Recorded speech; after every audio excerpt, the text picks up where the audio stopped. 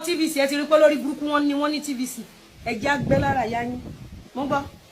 She's still an influencer. Now, when it comes to online transactions, whether it's POS, whether it's transfer, whether it's, even just Instagram. Sometimes there are these network issues that are so annoying. Tell me about it. Yeah. But you have an instance before I tell you my story. So I'm not trying to say, I know the truth. Who is allegations? Yeah. Who is not? But there are LIZZY ANJORIN tún dragi TVC news you. Odu to bẹ̀rẹ̀ wàhálà pẹ̀lú wọn ò mọ̀kọ́ tí ó pa àwọn méjèèjì pọ̀. LIZZY ANJORIN chat in dragi TVC news. Ẹ̀yin yẹn wá kí ló tún ṣẹlẹ̀ báyìí kí ló tún pa wọ́n pọ̀. Ẹ̀yin yẹn wá ẹ jẹ́ ká gbọ́ nǹkan tí LIZZY ANJORIN sọ gbìyànjú láti wo fọ́nrán yìí láti bẹ̀rẹ̀ títí dé ìparí torí wípé ọ̀pọ̀ ọ̀rọ̀ ní LIZZY ANJORIN sọ nínú fọ́nrán yìí àwọn ọ̀rọ̀ kàbìtìkàbìtì àwọn ìpè kàbìtìkàbì ló ṣe fún TVC ẹ jẹ́ ká gbọ́. Allegations are against LIZZY ANJORIN, not Nollywood actress.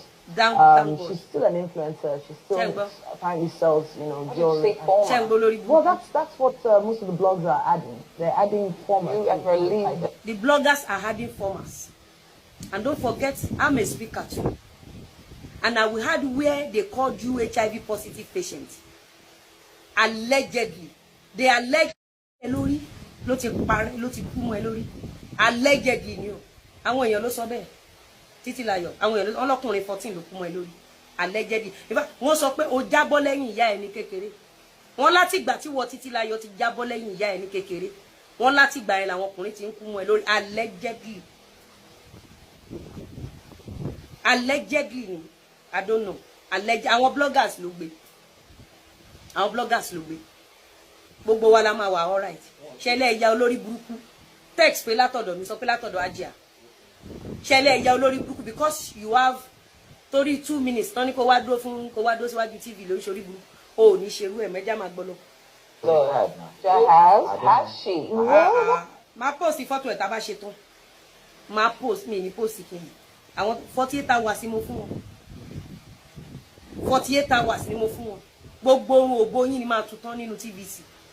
Gbogbo orun ẹkùn àwọn ọ̀gá yín ló máa tú mọ́ mi lọ́wọ́. Ọjọ́ tí mo ní máa tú òbó ẹ́sà bọ́ọ̀dù eré ló pè.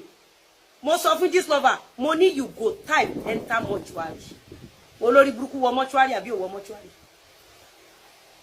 Gbogbo orun ẹkùn yín ló máa tú tán. Ẹlẹ́ṣ ní Nàìjíríà tapo rice ti di 100k.